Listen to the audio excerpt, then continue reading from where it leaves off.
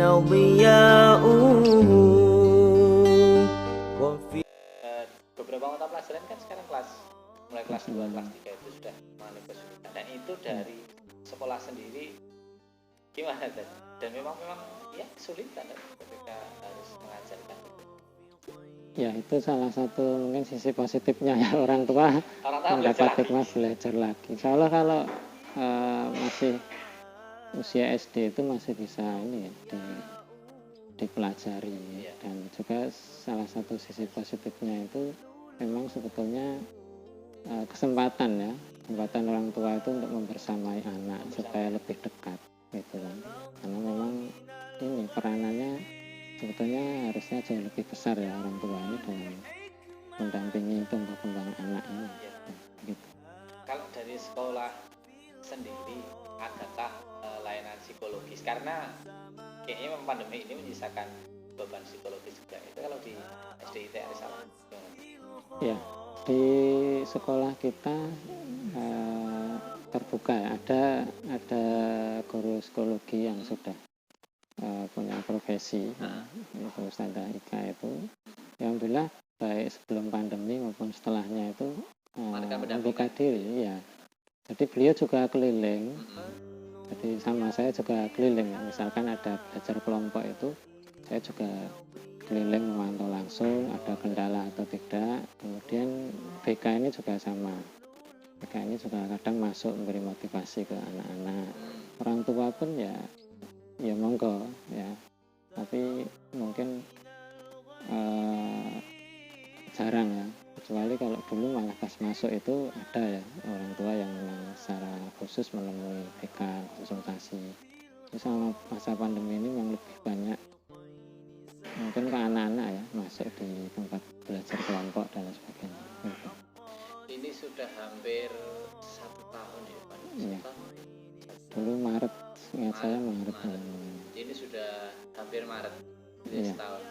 Prediksi SDIT Arisalah kalau nanti di mungkin setengah tahun lagi belum usai artinya tetap begini, gimana? Ya, kita tetap ada kalang-kalang lah. Tentunya kita setiap kali kita mau mengambil keputusan yang berkaitan dengan pembelajaran murid-murid, kita selalu menggandeng komite ya. Alhamdulillah aktif ya komitenya, Paguyuban juga aktif. Kita menerima masukan ya, masukan nanti anaknya seperti apa. Di samping itu memang juga sekolahan punya draft ya untuk kita sampaikan.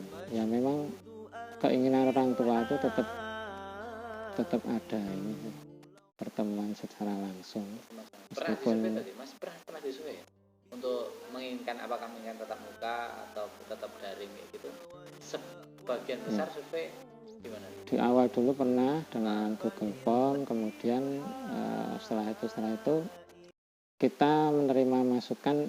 Tiap paguyuban itu kan ada ketuanya ya. Jadi gitu ya, kesimpulannya sudah ada di mereka, keinginan seperti apa kelas ini, kemudian itu dibawa di rapat komite dan mengerucut.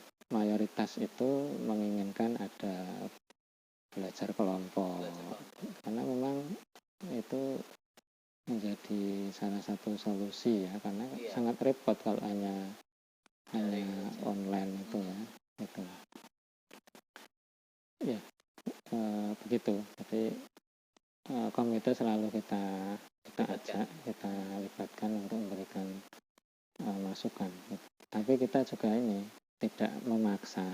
Yang jelas sekolahan itu memfasilitasi keinginan seperti apa, tentunya dengan protokol kesehatan ya. Adapun yang betul-betul nggak berani ya kita nggak maksa, tetap kita layani secara online gitu. Berkunjung ke rumah, tapi kenapa tidak ada ide untuk berkunjung ke sekolah gitu?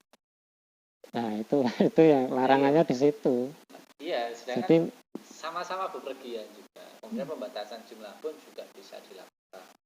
Itu di kedinasan apakah tidak ada perdebatan mungkin ya, atau usulan kayak gitu, sedangkan di lain bidang pun gitu ya, itu pariwisata misalnya kita sebut juga perekonomian juga sudah ada. Tapi di pendidikan sendiri, jadi banyak yang orang tua yang mengatakan gitu ya, saya dapat sekolah itu. Kan sama-sama bepergian, sama-sama bahkan perkumpulan, berkumpul juga, bahkan lebih bisa diawasi di sekolah daripada di itu. Memang lucunya itu ya. Ya, kadang kita tuh iri juga ya, di sana ada perkumpulan, ada ini, tapi sekolah ini kalau sudah ada SE tidak ada